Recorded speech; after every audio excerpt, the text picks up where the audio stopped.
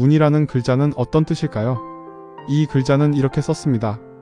소전체는 이렇게 썼고 금문은 이렇게 썼습니다. 갑골문은 이렇게 여러 모양으로 썼습니다. 가장 오래된 글자인 갑골문은 마치 사람의 가슴에 무언가를 새긴 모양입니다. 금문도 마찬가지입니다. 문이라는 글자. 그런데 설문해자에는 문을 이렇게 풀이하고 있습니다. 착화야 상교문이라고 했는데 엇갈린 그림이다. 교차하는 문의를 본떴다라는 말입니다. 여기서 착은 차고 잘못이란 뜻이 아니고 엇갈린다는 뜻입니다. 엇갈리면 잘못이라는 생각을 나중에 하게 됐겠지요. 문이라는 글자는 요즘 말로 하면 체크무늬입니다. 연속된 체크무늬에서 한 부분을 따내서 글자를 만듭니다. 갑골문이나 금문을 따르든 소전체를 따르든 문이라는 글자는 원래 이렇게 문이라는 뜻을 가집니다. 그런데 요즘에는 문을 글자 또는 글이라는 뜻으로 씁니다. 설문해자라는 책 제목에 쓴 문도 글자라는 뜻입니다. 이는 오랫동안 변화를 거친 결과입니다. 진시황 이전까지 중국에는 어떤 말은 글자를 가졌고 어떤 말은 글자가 없었습니다. 문이는 눈앞에 보이니까 그걸 본떠서 문이라는 글자를 만들 수 있었습니다. 그런데 어떤 글자는 그렇게 하기 어렵습니다. 글자라는 말은 어떻게 글자를 만들어줄 수 있을까요? 어렵습니다. 여러 글자 중에서 대표를 뽑기도 어렵고 뭔가를 본떠서 그릴 수도 없습니다. 그래서 글자라는 말의 글자는 없었습니다. 이런 상황인데 아마 공교롭게도 옛날 중국 사람은 문이라는 말과 글자라는 말을 똑같이 발음했을 겁니다. 예컨대 문이도 문이라고 말하고 글자도 문이라고 말한 겁니다.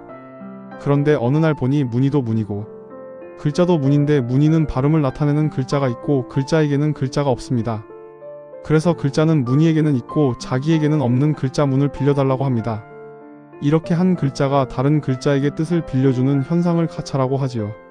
한자가 만들어지는 원리 가운데 하나입니다. 이렇게 글자를 빌려온 문은 이제 점차 글자라는 뜻으로 쓰이기 시작합니다. 시간이 오래 지나자 이제는 아예 이 글자가 원래부터 글자라는 뜻을 가진 듯 쓰이기 시작합니다. 문이라는 뜻은 점차 사라지고 글자라는 뜻만 남게 됩니다. 문이라는 뜻을 잃어버린 문은 어떻게 해야 할까요? 원래 글자의 문의를 잘 나타낼 수 있는 말을 다시 붙여줍니다. 문이라는 글자가 만들어지지요. 문의는 주로 실이나 비단과 관련이 있었기 때문에 실이라는 뜻의 글자 사를 옆에 붙입니다. 요즘 문이라고 하면 이 글자를 주로 쓰지만 옛날에는 그렇지 않았습니다. 문질빈 비난 군자. 특히 진나라 이전까지 썼던 말에는 이 글자가 거의 문이라는 뜻으로 쓰입니다. 진나라 이전의 책을 볼 때 이 글자가 나오면 문이라고 풀어야 합니다. 논어의 옹야 편에 보면 공자가 이런 말을 했다고 합니다. 문질빈 비내야 군자라고 할 수 있다. 군자는 공자가 생각하는 이상적인 인간상입니다. 공자는 논어 여러 곳에서 군자가 어떤 사람인지 말합니다. 제자들의 물음에 답할 때도 있고 그저 공자의 말이라고 할 때도 있습니다. 군자라는 말은 논어에 모두 108번이나 나옵니다. 그러니 얼마나 중요한 말인지 알 수 있습니다. 논어의 가장 첫머리에도 바로 군자가 나옵니다. 유붕자원 박래로 시작하는 바로 그 구절입니다. 그 뒷부분에 남들이 나를 알아주지 않아도 노여워하지 않으면 또한 군자가 아니겠는가라는 말이 나옵니다. 그만큼 군자는 공자에게 중요한 개념입니다. 군자의 반대는 소인입니다. 그래서 군자와 소인을 대비하여 말한 것도 적지 않습니다. 군자는 주의불비하지만 소인은 비이부주한다는 말도 대표적입니다. 주의불비는 두루 미치되 치우치지 않는다는 말입니다. 군자는 이런 사람입니다. 두루 살피고 두루 사귀고 두루 챙깁니다. 소인은 비이부주합니다.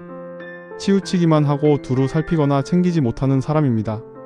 이렇게 군자와 소인을 비교하면서 논어를 읽어보면 재미있는 표현을 자주 만나게 됩니다. 다시 문질빈 빈으로 돌아가 보겠습니다.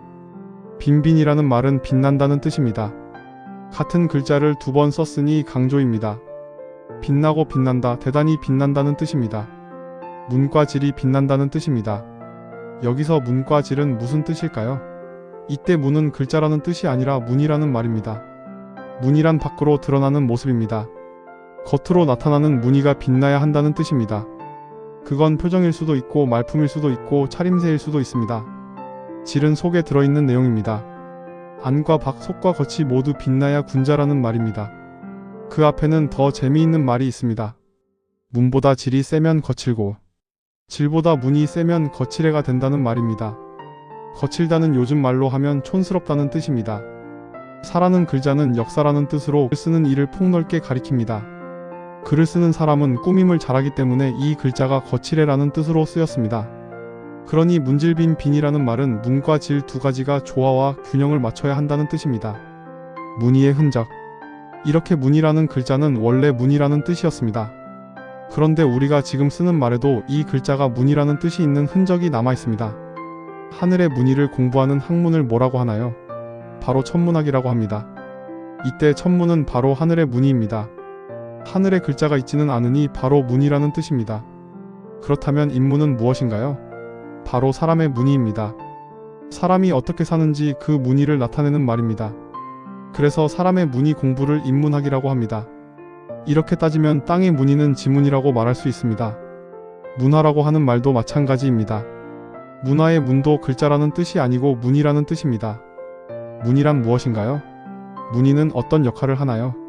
여기 민무늬 토기와 빗살무늬 토기가 있습니다.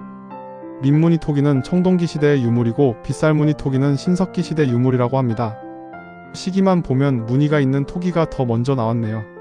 어떤 그릇에는 무늬가 있고 어떤 그릇에는 무늬가 없습니다. 무늬가 있고 없음의 차이는 무엇인가요? 무늬는 뭔가 실용적인 역할을 하진 않습니다. 무늬가 있으면 예뻐집니다. 이 그릇에 빗살을 그려 넣든 그렇지 않든 그릇 고유의 역할이 바뀌지는 않습니다.